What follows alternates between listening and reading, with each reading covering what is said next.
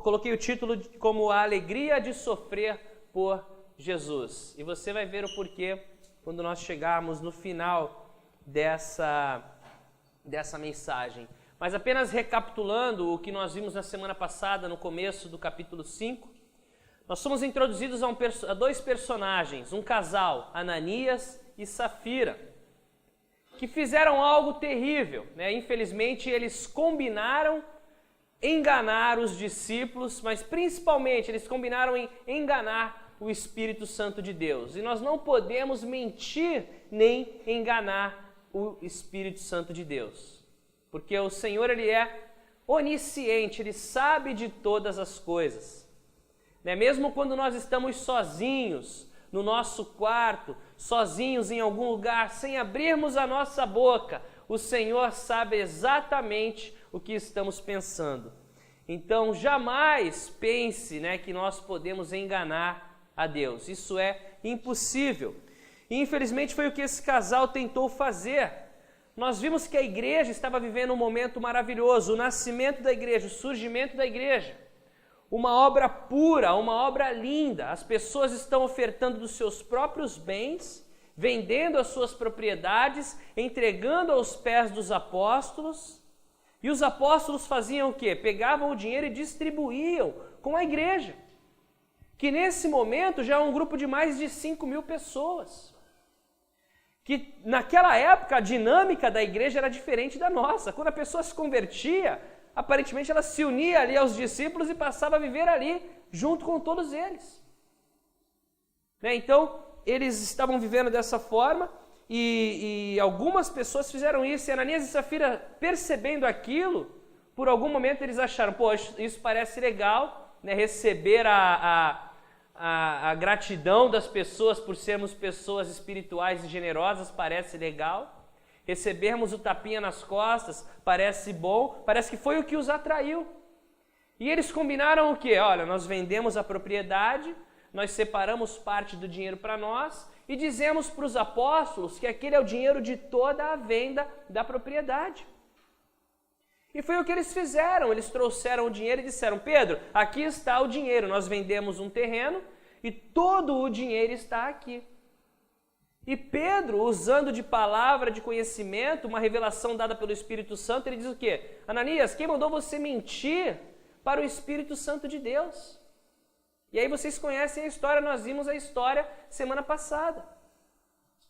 Pedro diz assim, o terreno não era seu, o dinheiro não era seu, você poderia dar o quanto você quisesse, até mesmo 10% ou 1% ou nada da venda do terreno. O que você não poderia ter feito, Pedro, Ananias, é dar essa quantia e dizer que esse era o todo, porque você está mentindo, está introduzindo dentro de uma obra linda de Deus uma mentira. Isso seria danoso demais para a igreja, então o Senhor não tolerou aquilo naquele momento e Ananias cai morto no chão. 3 horas depois, a sua esposa aparece no templo procurando Ananias. Pedro faz a mesma pergunta para ela, ela responde da mesma forma, sim, esse foi o dinheiro todo, e ele diz, olha, os homens que enterraram o seu marido estão entrando ali e levarão você também. E Safira também cai morta no chão. Uma parada cardíaca fulminante para os dois. Foram. Mentir para o Espírito Santo. Né? Nós não podemos mentir para Deus, de forma alguma. Ainda bem que o Senhor não age mais dessa forma conosco. Entretanto, quando nós mentimos para Deus, nós enganamos a nós mesmos. Então, porque o Senhor não se pode enganar. Então é importante nós sermos sempre verdadeiros. Né? E aí nós, passando disso agora na próxima fase, e terminando depois de Ananias e Safira, nós vimos que os apóstolos estavam realizando muitos sinais e maravilhas, muitos milagres, e as pessoas eram curadas. E algo interessante de Lucas, ao ele escrever o livro de Atos, ele revela bem o que está acontecendo na igreja. Dentro da igreja, no corpo de Cristo, ele mostra para nós que havia uma atitude de união, de amizade. Lembra quando os apóstolos vieram primeiro momento que eles foram presos e eles chegam e compartilham o que aconteceu? Todos unidos oram por aquele propósito, pedindo coragem para que eles pudessem continuar proclamando o Evangelho. Eles distribuíam dos seus bens, então a igreja vivia uma esfera de unidade e amor.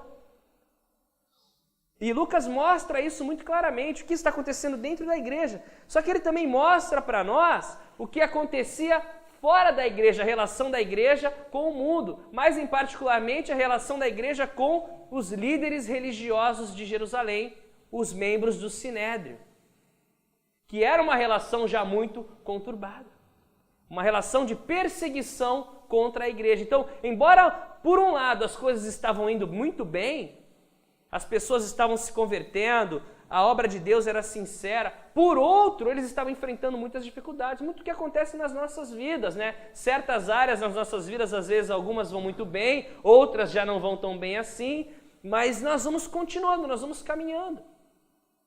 Precisamos continuar. Precisamos caminhar. E aí nós chegamos então no verso 17. Então, o sumo sacerdote e todos os seus companheiros, membros do partido dos saduceus, ficaram cheios de inveja. O sumo sacerdote e os seus companheiros, os membros do partido dos saduceus, eles ficam com inveja do quê? Dos apóstolos que estão pregando e curando as pessoas e chamando a multidão para si. Eles, os membros do Sinédrio, que eram os líderes religiosos de Israel, o que esses homens estão fazendo agora no nosso lugar, trazendo as pessoas para eles?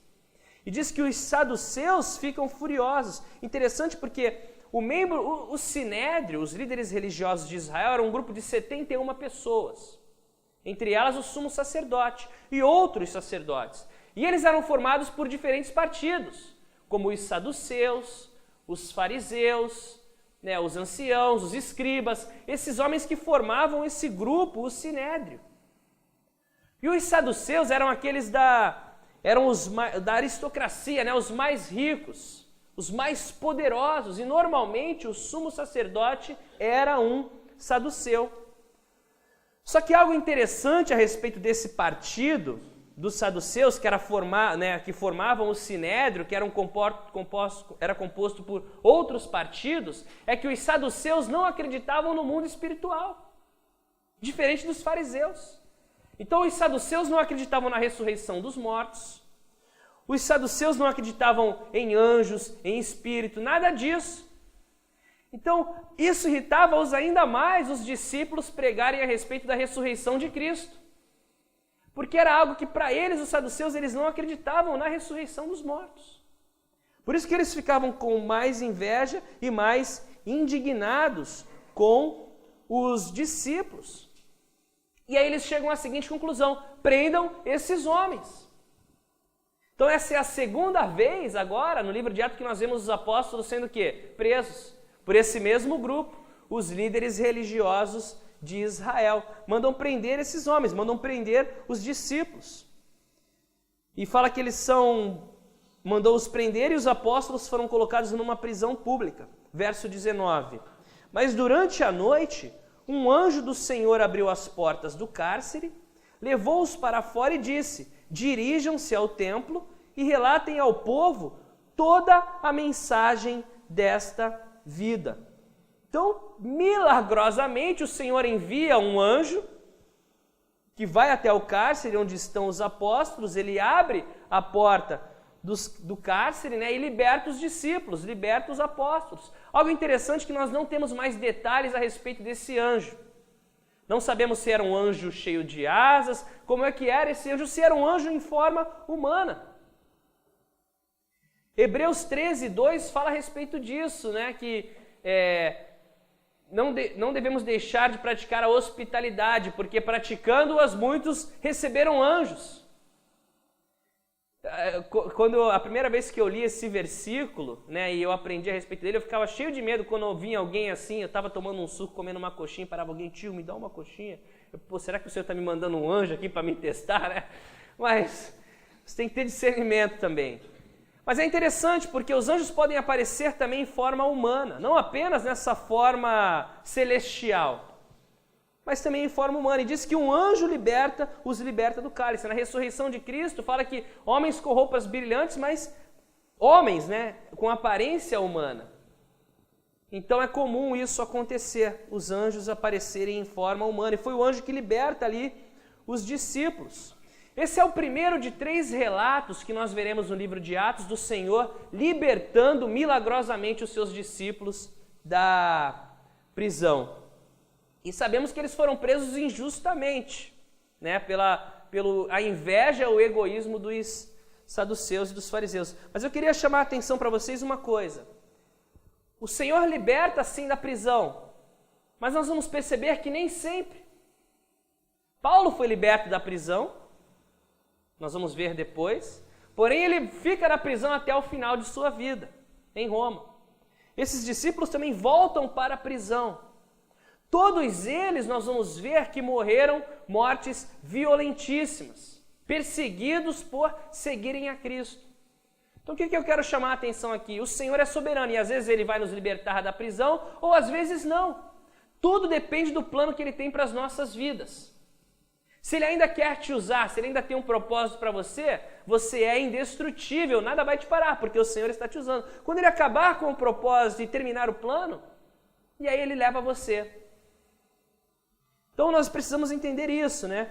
E outra coisa, o Senhor Ele é soberano. O Senhor Ele sabe de todas as coisas e nós não. Os planos do Senhor, os pensamentos do Senhor são muito maiores do que nós temos. Nós não compreendemos o propósito de Deus para as nossas vidas. Mas é importante nós confiarmos nele, sabermos que Ele está no controle e que todas as coisas cooperam para o bem daqueles que amam a Deus. E eles recebem uma instrução, eles são libertos da prisão e o anjo diz para eles o seguinte: preguem a mensagem desta vida. Eu fiquei meditando nessa frase, preguem a mensagem dessa vida. O anjo diz assim: o que vocês têm de mais importante para entregar para as pessoas, entreguem para elas, preguem para elas. O que é a mensagem dessa vida? A Bíblia diz o seguinte em Marcos 8: do que vale o homem ganhar o mundo inteiro e perder a sua alma. Então o homem pode ser o homem mais rico do mundo, ele pode conquistar muitos bens materiais, mas se ele perde a sua alma, se ele não entrega a sua vida a Cristo, de que vale tudo isso? Nada. Não há nada que o homem possa viver ou experimentar ou possuir que pague pelo preço dele perder a sua alma. Então o mais importante que nós temos para entregar para as pessoas é o quê? A mensagem dessa vida. Qual é a mensagem dessa vida? A mensagem do Evangelho. As boas novas de Deus. Não há presente maior, não há forma maior de demonstrar o amor por alguém do que apresentar a mensagem dessa vida. A mensagem do Evangelho das boas novas do Senhor. E é o que o anjo diz para eles: olha, estou abrindo, vocês vão saindo, mas preguem para todos a mensagem dessa vida. Qual é a mensagem dessa vida? A mensagem dessa vida é que outrora nós estávamos mortos nos nossos pecados e nas nossas transgressões, porém Jesus Cristo morreu na cruz pelos nossos pecados. E se você reconhecer que é pecador, colocar a sua fé nele, recebê-lo como Senhor e Salvador, Ele te perdoa de todos os teus pecados e Ele te dá uma nova vida e Ele te dá a vida eterna com Deus no céu. Essa é a mensagem mais importante do mundo.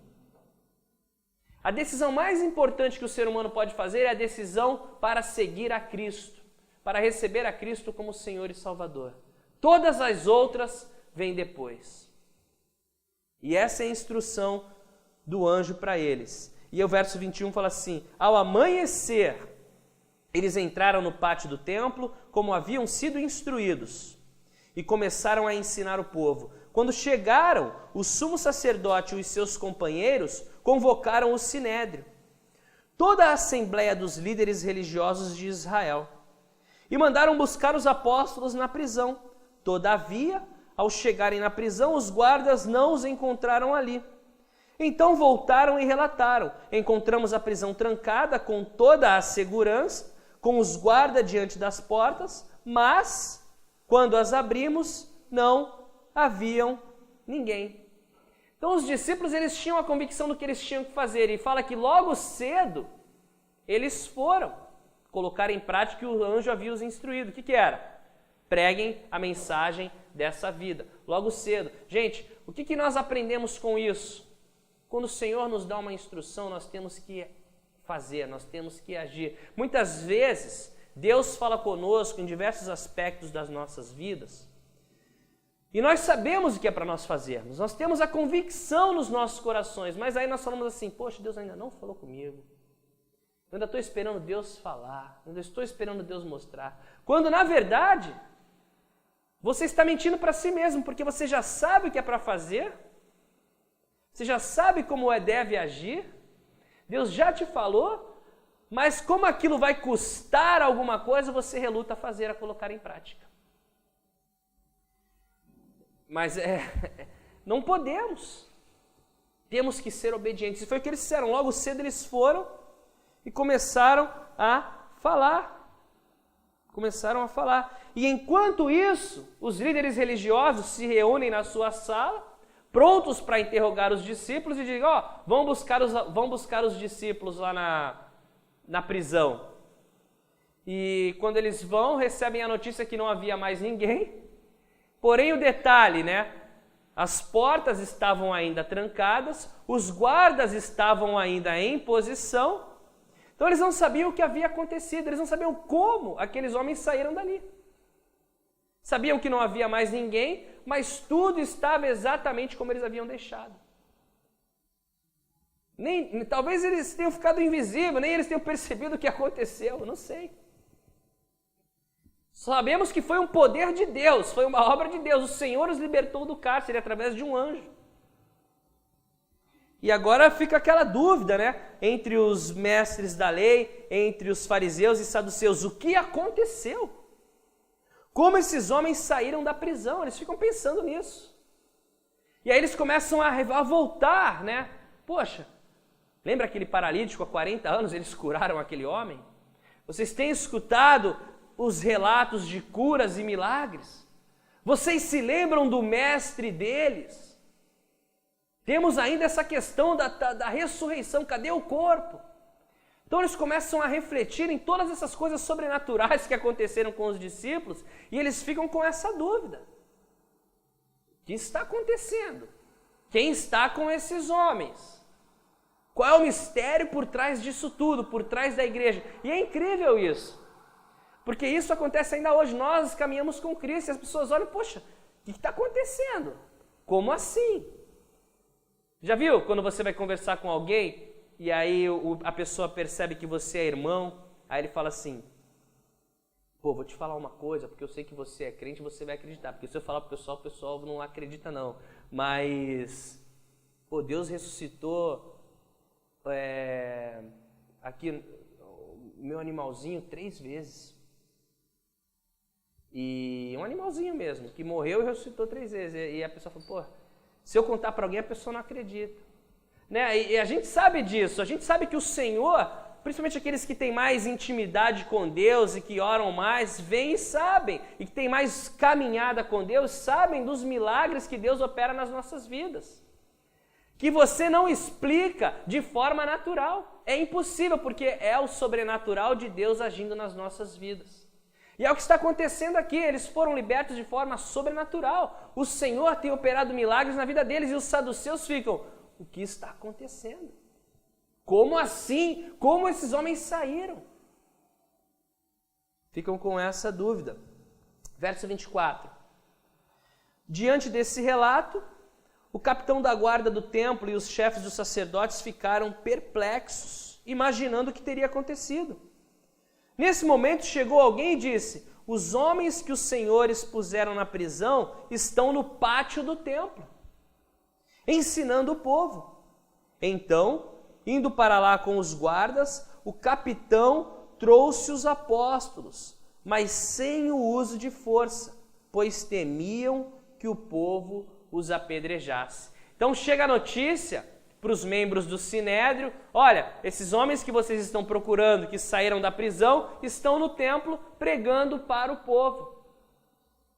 E eles dizem, então vamos buscá-los novamente. E eles vão pegar os apóstolos, E fala que o capitão os traz, mas sem o uso de força.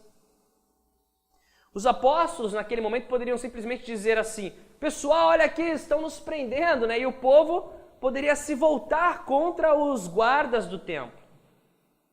Mas não, eles não agiram dessa forma. Nós lemos que diz que eles tinham medo de serem apedrejados pelo povo. Então eles levam os discípulos conversando: olha, vamos para lá, a gente precisa levar vocês de novo para lá. E os discípulos vão. Eles foram de volta para a presença dos líderes religiosos, dos líderes do Sinédrio. Verso 27. Tendo levado os apóstolos, apresentaram-nos ao Sinédrio para serem interrogados pelo sumo sacerdote, que lhes disse: demos ordens expressas a vocês para que não ensinassem neste nome. Todavia vocês encheram Jerusalém com sua doutrina e nos querem tornar culpados do sangue deste homem. Então, novamente, eles são o quê? Ameaçados, colocados diante do Sinédrio, aquela posição intimidadora. São 71 homens, líderes religiosos, colocam os discípulos ali entre eles e dizem: nós não avisamos que vocês não podem mais pregar no nome desse homem? Pressão, perseguição, violência, para que eles parem de pregar o nome de Jesus. Mas nós sabemos qual é o resultado. Eles vão parar? Não. Eles não vão parar. E a pergunta que eu faço para você e para mim é: o que eu faria? O que você faria? Como você agiria se você fosse coagido a não pregar mais o nome de Jesus? Se na escola os seus amigos rissem de você por você dizer que você é cristão. Se no trabalho você perdesse oportunidades por você dizer que você é cristão. Se na rua as pessoas zombassem de você por você dizer que você é cristão. Como você agiria? Qual seria a sua resposta? Com os seus vizinhos, com as pessoas que Deus coloca no seu caminho. Como você agiria? Eu creio que nenhum de nós aqui recebeu esse tipo de ameaça. Olha, você não pode falar no nome de Jesus. Porém, nós percebemos esse tipo de ameaça. E a pergunta que eu faço é: como você reage? Como você reage? Romanos 1,16 é um versículo muito poderoso que fala assim: não me envergonho do Evangelho, porque é o poder de Deus para a salvação de todo aquele que crê, primeiro do judeu, depois do grego. Então, Romanos fala que eu não me envergonho do Evangelho. Por que eu teria vergonha do Evangelho, sendo que o Evangelho é o poder de Deus para a salvação? E aí eu faço essa pergunta para você e para mim: você se envergonha do Evangelho? Porque quando nós nos envergonhamos do Evangelho, nós nos envergonhamos de Cristo. Eu achei muito legal ontem no batismo, o Sandro convidou os amigos dele, o Rafael convidou os amigos dele, e os amigos deles não foram para o batismo. No meu batismo também meus amigos não foram. Porém a Fernanda convidou os amigos dela e os amigos dela foram. Os parentes dela foram. E assim, poucos conhecem a Cristo, poucos caminham com Cristo. E foi muito legal isso, né? Ela publicamente ali, não, vem que vocês vão para o meu batismo. E aí a gente explicou o que significava o batismo. O batismo significa que a pessoa agora caminha com Cristo, pertence a Cristo. É uma nova criatura, uma demonstração pública e aberta para todos. Não, eu sou um seguidor de Cristo. Não me envergonho do Evangelho, porque é o poder de Deus para a salvação. E aí eu faço essa pergunta para você: como você tem vivido? As pessoas sabem que você ama Cristo? As pessoas sabem que você é um discípulo de Jesus? Ou você é um agente secreto da cruz? O agente secreto é aquele que ninguém sabe que é cristão. Quando sabe, fica até surpreso. Pô, tu não sabe, pô, tu é crente mesmo? Não sabia não. Como é que você vive? Como é que você reage? Porque nós nunca fomos apontados o dedo e diz assim para nós: olha, você não pode pregar. Porém, nós sabemos que essa pressão existe. Qual é a sua reação? Qual é a sua atitude? Como você tem vivido? Porque a vontade de Deus é que todos sejamos testemunhas vivas desse Evangelho. Testemunhas de Cristo. Mateus 4,19 fala o quê? Sigam-me e eu os farei pescadores de homens. Se nós estamos seguindo a Cristo, naturalmente nós seremos o quê? Pescadores de homens.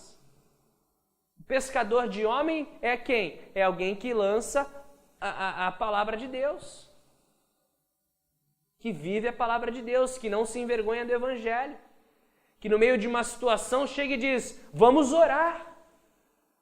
Vamos orar. Foi muito legal também ontem uma situação que a gente está passando lá em casa e a Lilian tem falado comigo, tem me incomodado. Ela está incomodada com isso, ela tem falado comigo, incomodado no bom sentido, né? Quando eu me sinto incomodado. E tem uma vizinha nossa que está passando por muita dificuldade. O cupim está devorando a casa dela, está um bocado de problema. E a Lilian, Alexandre, vamos oferecer uma oração para ela. Foi na hora que eu falei, a gente pode fazer uma oração. Vamos agora, pelo amor de Deus. Eu estou preocupada porque eu não... Aí ela começou a falar, né? Não, porque eu não vou trazer mais qualquer pessoa para dentro da minha casa, agora só vou trazer gente de Deus para minha casa. E começou a falar muito. Eu falei, calma, filha. Ela, calma, vamos buscar a palavra de Deus. Só que a gente orou com ela e com a mãe dela e com a filhinha dela. E você vê a obra de Deus, o poder de Deus. E isso que está partindo no coração da Lília. Faz tempo que ela está querendo falar e está querendo...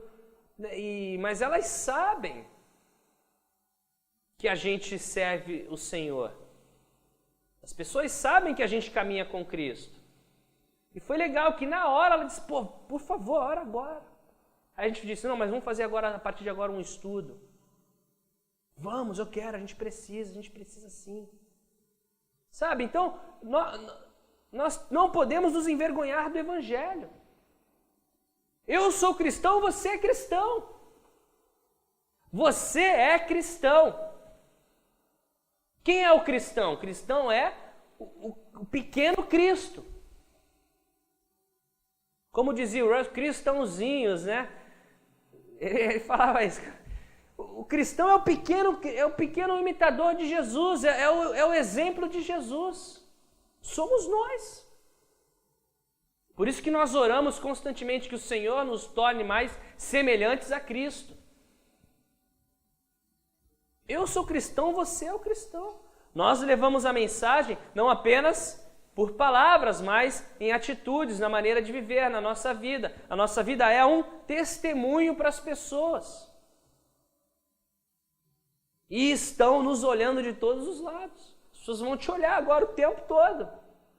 E aí o legal é que a gente vai falar assim, gente, eu não sou perfeito não, eu preciso de Cristo, sou pecador também como você. E aí a gente se coloca no mesmo nível das pessoas e elas percebem realmente que há um caminho, que há um Salvador, que há um Senhor. Que todos nós, aos pés da cruz, somos iguais, pecadores, salvos pela graça de Deus. Ninguém é melhor do que outro. Então eu encorajo você, como você tem vivido. E aí uma outra coisa que eles falam, né, os homens do Sinédrio diante dos discípulos, eles falam assim, vocês proclamaram essa mensagem por toda Jerusalém e agora querem colocar o sangue desse homem sobre a nossa cabeça. É interessante porque em Mateus 27, eles próprios, quando Pilatos fala, olha, eu não vejo culpa nenhuma nesse homem, o Jesus de Nazaré. Por que vocês não o libertam? E eles falam assim, não, crucifica-o e que caia sobre nós, sobre a nossa cabeça e dos nossos filhos, o sangue desse homem. Eles assumiram essa responsabilidade naquela hora. E agora eles estão tentando se ver livres do sangue de Cristo. Mas não são os discípulos que vão colocar. Os discípulos simplesmente afirmavam, olha aqui, o Jesus a quem vocês crucificaram, mas Deus o ressuscitou. Deus o ressuscitou. Vocês o crucificaram, Deus o ressuscitou. Eles odiavam quando Pedro ou João, qualquer um, dizia isso. Vocês o crucificaram, mas Deus o ressuscitou. Eles queriam morrer com isso. Mas a verdade era essa. Verso 29. Olha a resposta de Pedro e os demais. Pedro e os outros apóstolos responderam, é preciso obedecer antes a Deus do que aos homens. O Deus dos nossos antepassados ressuscitou Jesus, a quem os senhores mataram, suspendendo-o num madeiro. Deus o exaltou, elevando-o à sua direita como príncipe e salvador, para dar a Israel arrependimento e perdão dos pecados. Sempre antes do perdão dos pecados vem o arrependimento. Porque se a pessoa não reconhece que é pecadora, se ela não reconhece que errou, como é que ela vai ter o perdão dos pecados? Então vem o arrependimento e, com consequência, né, o arrependimento, a fé em Cristo, vem o perdão dos pecados. Não que nós nos tornemos perfeitos, não, mas é o sangue de Cristo que nos lava e nos purifica de toda e qualquer iniquidade. E o Senhor, Ele olha para você, Ele vê você justificado em Cristo. Não é mais você quem Ele vê Jesus em você. Mas a resposta deles é: vocês decidam, nós vamos obedecer a quem? A Deus ou aos homens? Nós temos um chamado que o próprio Mestre nos deu. Ide por todo mundo, pregai o Evangelho, batizando as pessoas em nome do Pai, do Filho e do Espírito Santo. O anjo nos liberta da prisão e diz claramente: vão e anunciem a mensagem dessa vida. E aí vocês vêm dizer para nós que nós não podemos falar no nome de Jesus? Julguem vocês, vamos obedecer a Deus ou aos homens? Semana passada nós falamos sobre Ananias e Safira, o casal que fez um acordo. Realmente o casal ele deve fazer um acordo. Porém, quando o acordo é contrário à vontade de Deus, a esposa não deve assumir esse acordo, ou nem o marido. A mesma coisa aqui, a Bíblia diz que nós devemos nos submeter às leis que regem a sociedade. Porém, quando as leis que regem a sociedade, elas vão contra a lei do Senhor, devemos obedecer a quem? A Deus ou aos homens? Vocês se lembram, o rei Dário ele fez um decreto, ele foi enganado de certa forma, e ele fez um decreto dizendo que estava proibido as pessoas adorarem qualquer outro Deus. E Daniel, quando ficou sabendo daquilo, ele disse simplesmente: vou abrir a janela, me voltar em direção a Jerusalém e orar a Deus.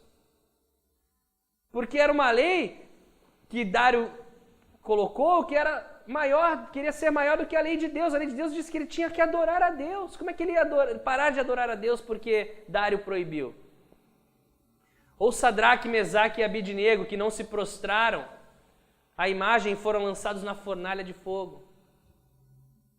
Então, certas leis, né, que acontecem, quando ela vem contra a vontade de Deus, obedecerei a quem? A Deus ou aos homens?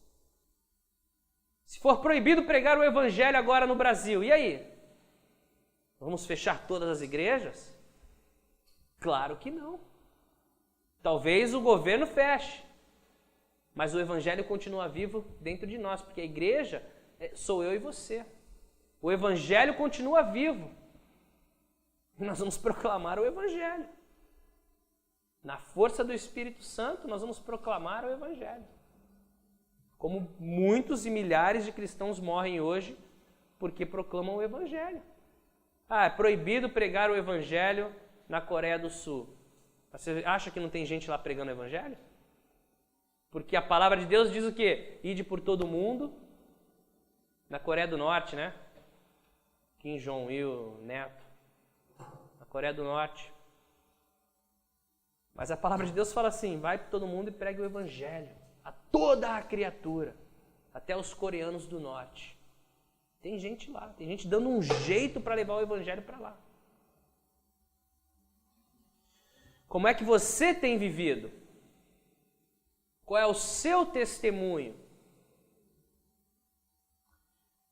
Verso 33. Ouvindo isso, eles ficaram furiosos e queriam matá-los.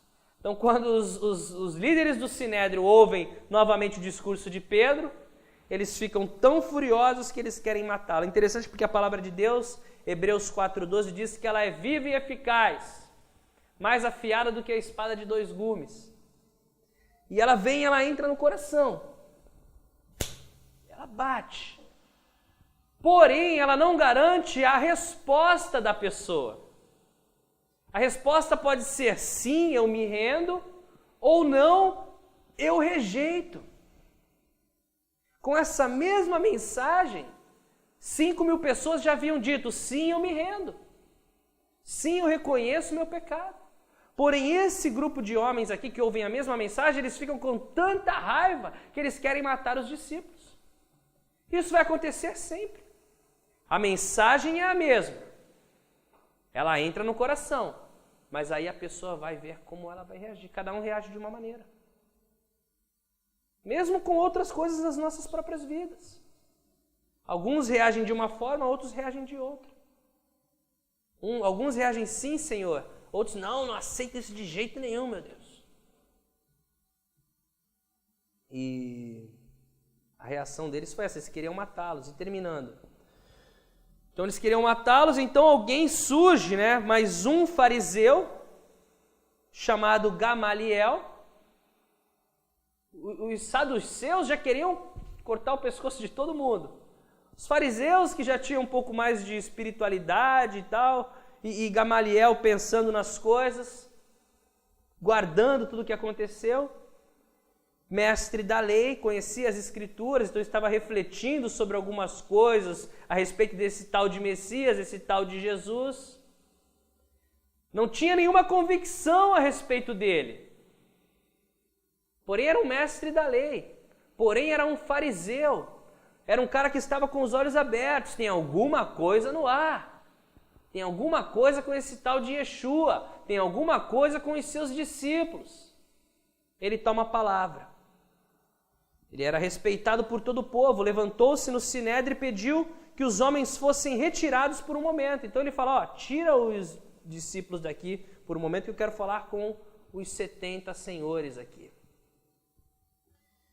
Então lhes disse, israelitas, considerem cuidadosamente o que pretendem fazer a estes homens. Há algum tempo apareceu Teudas, reivindicando ser alguém. E cerca de 400 homens se juntaram a ele. Ele foi morto, os seus seguidores se dispersaram e acabaram em nada. Depois dele, nos dias do recenseamento, apareceu Judas, o Galileu, que liderou um grupo em rebelião. Ele também foi morto e todos os seus seguidores foram dispersos. Portanto, nesse caso, os aconselho, deixem esses homens em paz e soltem-os. Parando por aqui. Então ele se levanta e fala assim, olha aqui, gente, o que está acontecendo agora já aconteceu anteriormente. Já surgiu um cara chamado Teudas, que liderou um grupo, que proclamava uma mensagem também revolucionária. Teudas foi morto e os seus discípulos o quê? Duraram pouco tempo até que todos se dispersaram. Lembra na época do recenseamento? Surgiu também um outro cara, Galileu, que dizia também ser alguém chamado Judas, que tinha vários seguidores, que nos causaram transtorno. Judas foi morto. Os seus discípulos, o que aconteceu? Se dispersaram. Agora temos esse caso, esse tal de Jesus, que tem os seus discípulos. Jesus já morreu. Daqui a pouco, os seus discípulos serão o quê? Dispersos, porque nós já vimos isso acontecer algumas vezes. Só que ele fala algo interessante. Se o propósito ou atividade deles for de origem humana, fracassará. Se proceder de Deus, vocês não serão capazes de impedi-los, pois se acharão lutando contra Deus. Então Gamaliel ele tem uma perspectiva interessante, ele está na dúvida. Ele está pensando, cara, o discípulo, cadê o corpo do chefe deles? Curaram um paralítico que eu estou vendo aqui, 40 anos aleijado esse cara. Milagres e milagres esses homens estão operando. Eles são ousados, eles não têm medo, eles já foram ameaçados e eles continuam pregando. Agora, essa fuga espetacular da prisão, estilo Mr. M, né? Ninguém sabe como. Então, Gamaliel, ele tem uma dúvida lá. Ele pensa, bom, porém já aconteceu. Se for coisa de homem, vai fracassar, mas se for coisa de Deus, nos acharemos lutando contra Deus. E quem pode lutar contra Deus? Isaías 45:9 fala assim: ai daquele que contende com o seu Criador, daquele que não passa de um caco entre os cacos no chão. Ai daquele. Nabucodonosor, o maior rei que já existiu da Babilônia, virou um bicho quando se levantou contra Deus. Você lê lá o livro de Daniel. Ele virou uma fera do campo, virou um animal. Depois o Senhor permitiu que ele voltasse à mentalidade humana e ele se converte ao Senhor. Mas o ponto aqui de Gamaliel é interessante porque ele chegou tão perto, porém tão perto não é o suficiente. Quando as coisas começam a fazer sentido, é importante então que eu me entregue ao Senhor. Porque eu apenas refletir e tal, faz sentido, mas aí eu estou sempre o quê? Em cima do muro. Gamaliel seria um outro apóstolo Paulo nas mãos do Senhor. Porém, tão perto e tão longe ao mesmo tempo. Porque tão perto não é com Cristo. Tão perto não é com Cristo. Onde você está hoje na sua caminhada com Cristo? Nós podemos estar longe, podemos estar mais ou menos, podemos estar pertinho, podemos estar em cima do muro. Nenhuma dessas serve. Nós temos que estar com Cristo. Nós temos que estar em Cristo. Pertinho, em cima do muro, num namoro sério, não adianta. Refletindo sobre as suas palavras. Ou nós estamos em Cristo, ou não estamos em Cristo. Ou nós cremos em quem Ele é, ou nós não cremos em quem Ele é. Ou a nossa fé está no Senhor, ou a nossa fé não está no Senhor. Em cima do muro é fora. Em cima do muro é fora. Gamaliel, infelizmente, embora foi o que chegou mais perto, os saduceus queriam matá-los. Os outros fariseus não se manifestam, ou nós não sabemos o que acontece. Gamaliel é aquele que chega mais perto. Entretanto, em cima do muro ainda é fora. E terminando. Eles foram convencidos pelo discurso de Gamaliel. Porém, nem tanto, né? Porque é o que fala. Chamaram os apóstolos e mandaram açoitá-los. A raiva ainda era grande, né? Então não vamos deixar esses caras saírem livremente. A gente não mata, mas também açoita. Depois ordenaram-lhes que não falassem no nome de Jesus e os deixaram sair em liberdade. E aí aqui está o título da mensagem, já no final da mensagem. Os apóstolos saíram do sinédrio que?